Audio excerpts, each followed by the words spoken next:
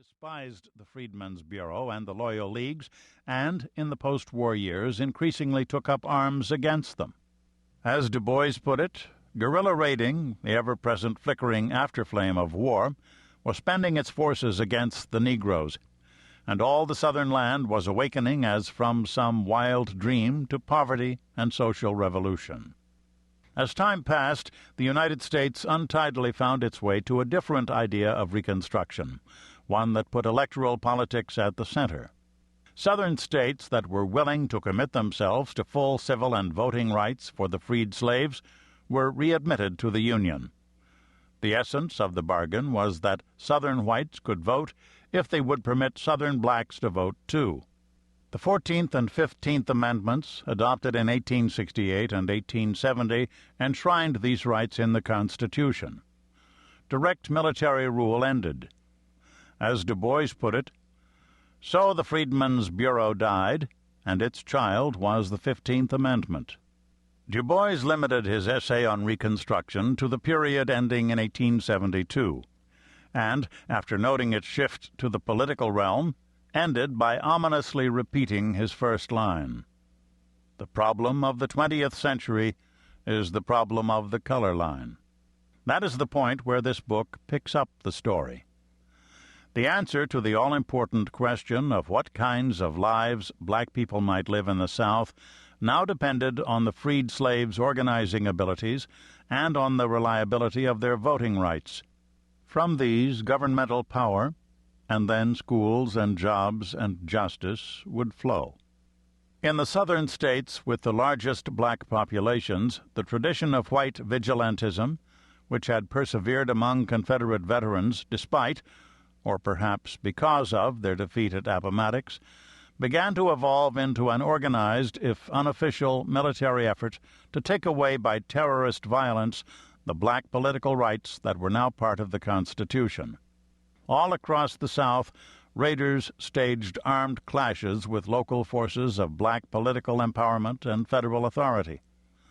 And everyone knew that through this scripted series of confrontations, the final meaning of the Civil War would be determined. This book focuses on a series of violent incidents, some of the most severe outside of formal warfare in American history, that took place within a limited time and space: Louisiana and Mississippi, in the 2.5 years from the spring of 1873 to the fall of 1875. Together, these incidents amounted to a long, bloody, climactic battle that settled the course of the political phase of Reconstruction, and therefore of a major part of the next century of American history. In telling the story of this crucial moment, and in aiming to make it vivid and resonant, I have used, as much as possible, contemporary rather than modern terminology. For example, the word Negro. And I have tried to present events from the inside, as they appeared to the participants, who of course didn't know how things would turn out or what their struggles would look like later. I hope that it has the feeling of history unfolding, not of history considered in retrospect. Prologue. Colfax, Louisiana, Easter Sunday, April 13, 1873. The Negroes had been in control of the village for 3 weeks now, and it was plain that something terrible was going to happen. Their leaders had left for New Orleans on Wednesday to try to get help, meaning, they hoped, a detachment of police, or even better, federal troops, who would come to protect the people in the village. The white militia was encamped out in the countryside a few miles away, and every day it was being reinforced with volunteers, mostly Confederate veterans who had heard the whites call for help, who had taken their shotguns and six-shooters and muskets and Springfield rifles from the Civil War down from the wall and saddled up their horses, and who had come to Colfax to fight for white supremacy. The Negroes, some of them at least, had guns too. Enfield rifles shipped up from New Orleans in boxes, and an assortment of lesser firearms. But by now there were many more people than guns to go around. Hundreds of people, including women and children, who had come to Colfax because they feared the whites bursting in on their homes and killing them. The Negro headquarters was the county courthouse, a two-story converted stable from a sugarcane plantation. At a short distance from it they had dug rudimentary breastworks, manned by sentries, to stave off the inevitable attack. All around, the Negroes from the countryside were camped out.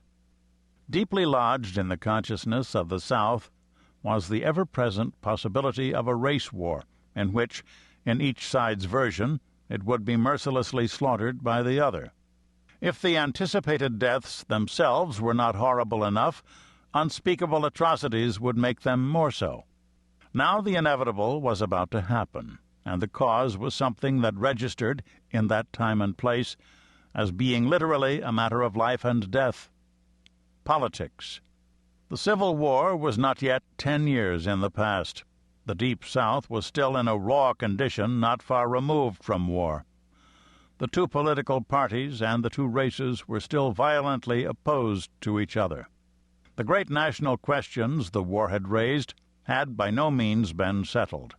They were going to be settled now, with profound and lasting consequences for the whole United States, in places like rural Louisiana, by hard men with intensely local concerns, through the means of an armed struggle that, for all the potency of the load of racial fantasy it carried, was really about who could vote and hold government office.